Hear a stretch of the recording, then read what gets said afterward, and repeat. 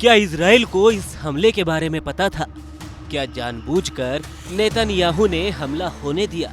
क्या गाजा को पूरी तरह से मिटाने का बहाना तलाश रहा था इजराइल? पिछले 48 घंटे से इजराइल के फाइटर प्लेन फिलिस्तीन के इलाकों में भारी बमबारी कर रहे हैं।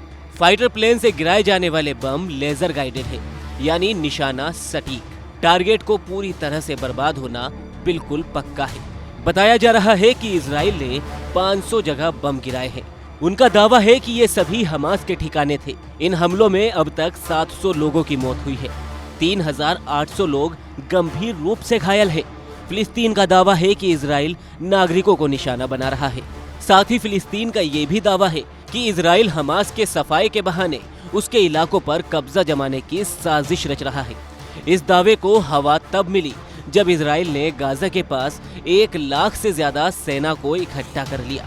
माना जा रहा है कि जाहिर तौर पर ये जमीनी हमले की तैयारी है और सोमवार को ही इजराइल ने गाजा पट्टी की संपूर्ण नाकाबंदी की घोषणा की, यानी गाजा में भोजन, ईंधन और दूसरी आवश्यक वस्तुओं की आपूर्ति पूरी तरह से रोक दी गई है।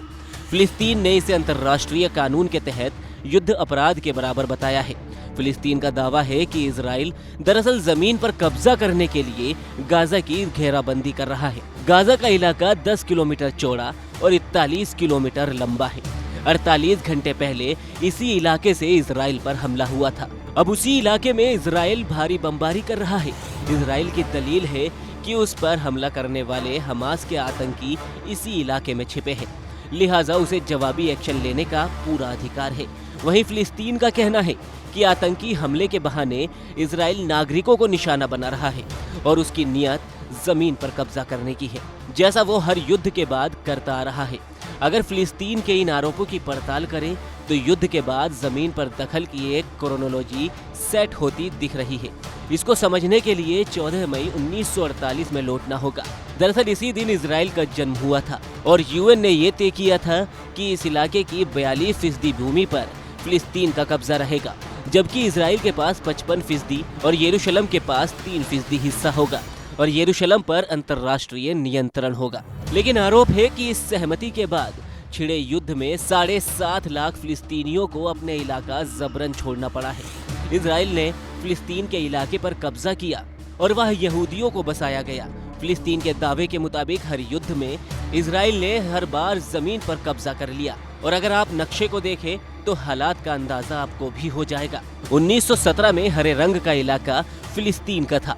1948 में यूएन ने 42% फिलिस्तीन, 55% इजराइल और 3% यरूशलेम को इलाकों में बांट दिया था। लेकिन 1948 में पहले अरब इजराइल युद्ध में नक्शा बदल गया। 1967 में एक बार फिर संघर्ष हुआ और इजराइल फिर से जीत गया और जमीन पर फिलिस्तीन का कब्जा और ज्यादा सिकुड़ गया। 1995 तक इजराइल ने फिलिस्तीन के बाकी इलाकों पर भी दखल देना शुरू कर दिया। फिलिस्तीन समर्थक मानते हैं कि ताज़ा संघर्ष में इजराइल गाजा पट्टी पर दखल करने की कोशिश करेगा और यहाँ सवाल ये उठता है कि इजराइल ने जानबूझकर ये हमला होने दिया। क्या मोसाद को आतंकी हमले की तैयारी का पहले से पता था?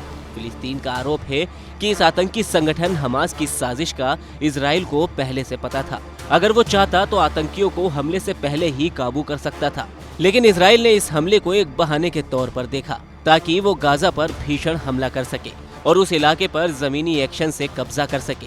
हालांकि इजराइल ने इसे आतंकियों के खिलाफ सिर्फ एक्शन माना है। आपको इस बात का अंदाजा इससे भी हो जाएगा कि जब भारत पाकिस्तान का युद्ध हुआ था तो पाकिस्तान के हमला करने से पहले ही मोसाद ने भारत की सुरक्षा एजेंसियों को पहले ही अलर्ट कर दिया था। तो यहाँ समझने वाली बात यह है कि अगर मोसाद पाकिस्तानी हमले की साजिश का पहले से पता लगा सकता है तो उसे हमास के आतंकी हमले के बारे में क्यों नहीं पता था।